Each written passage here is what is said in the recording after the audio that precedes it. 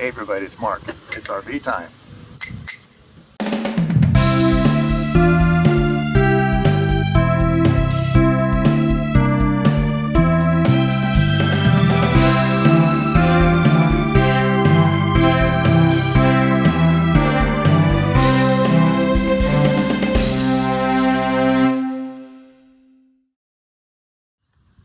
I'm down here by the batteries because I want to show you the security device I made to protect my batteries.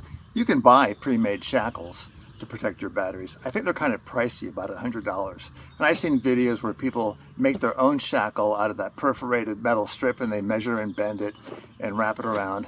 It's kind of not so easy to make, I think, and they're kind of unsightly. I made this with the cable rope. It's low profile, it's not very unsightly, really inconspicuous.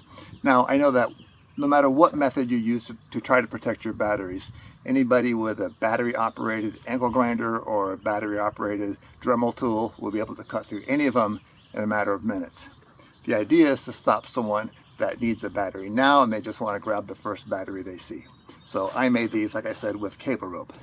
And really, the only tools you're going to need are a sledgehammer and a chisel. So let me show you how I made it. It's going to be fun. Come on. How often do you get to use a sledgehammer? So the parts you're going to need for this, you'll need some 3/16 nylon-coated cable rope. You're going to use about 3.5 feet max per battery. Maybe a little different depending upon your setup. But get some extra, get 12 feet. This stuff's not expensive. You'll also need 2 ferrule stops for each battery cable. Get extras of those too. The other thing you'll need is you'll need to have with you the lock you're going to use. The reason for that is, let's say you're locking up your bicycle with one of these big fat cables. You don't care if there's some play or if it's a little loose. It doesn't matter because it's wrapped around the pole and it's all locked. With this, we do care because it needs to be snug around the battery case so that someone just doesn't slip it off. So the first loop you're going to make, this is my actual cable here, you want to make the first loop so that it does not fit over the shackle of your lock. It'll be too small to slip over that. So let's make that first loop first, and for this we get to use our sledgehammer and chisel. So take out one of the ferrules and you're going to make a loop.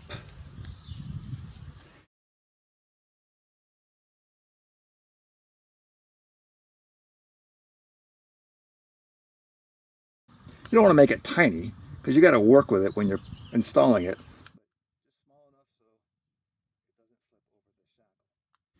Now, I'll show you how we're going to smash that. I want to say this is not the right way to do this. If you're making one of these types of things for something that's for safety, and if it breaks, you could suffer loss of life or limb or severely injure somebody or yourself, this is not the way you want to do this. But for this is going to work just fine, and it is the way we want to do it. Don't need to use a chisel yet. I've got this piece of metal here. You don't have to use one of these. I just have it there so that I don't accidentally chip my driveway with a sledgehammer. So I've got that loop made, and give it a smash. There. Loop secure. And it's still small enough that it doesn't fit over the shackle. Now we just need to go to the battery and measure how long we need to make it.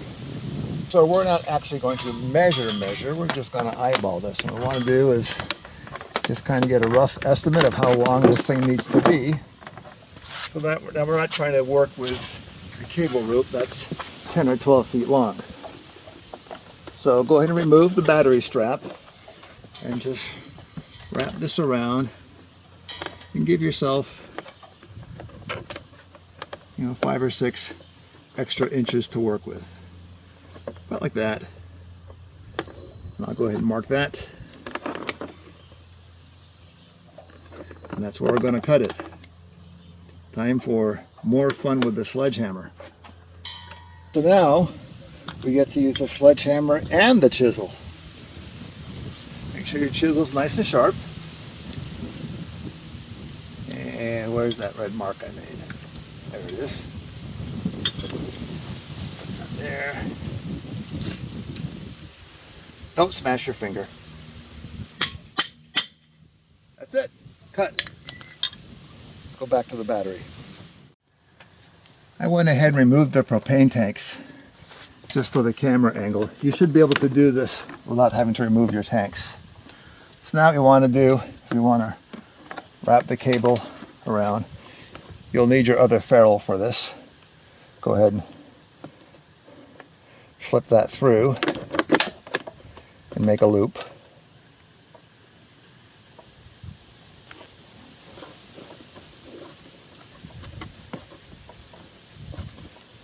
So this loop can be larger than your shackle size. So what we want to do is we just want to eyeball this so that the cable is snug. And so this is too loose, so we want to make this shorter. You just kind of work at it.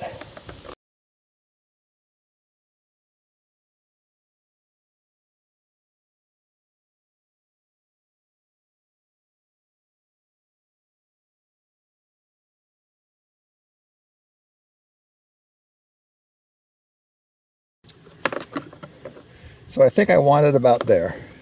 Go ahead and pinch this to kind of elongate the loop. Now that gives me enough room to be able to get my lock shackle through that. And this is still tight enough that it can't be slipped out of the channel. Now we just need to smash that and cut off the excess. Let's go do that.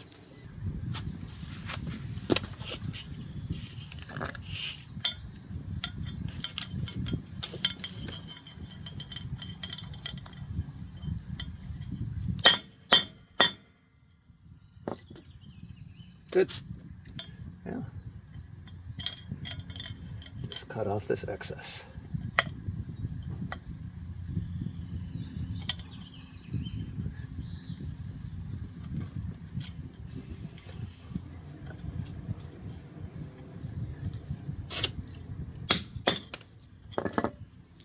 There.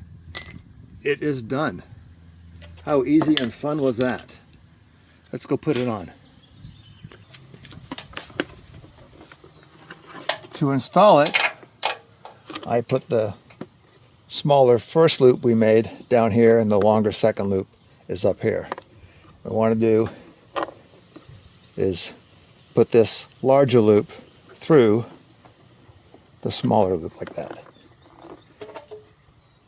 Now I can put the lock. There you go. Now let me show you why we did that bit where this first loop has to be smaller than the shackle. That's so that you can't slip this over the shackle to loosen it up. I'll reverse it so the larger one is down here and you can see how it all kind of falls apart. Just to show you. So this is the wrong way. The wrong way is the smaller loop going through the larger loop.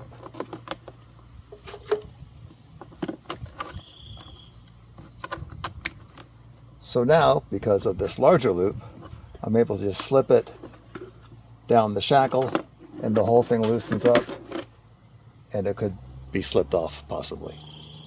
So that's the wrong way. Now I got to put it back.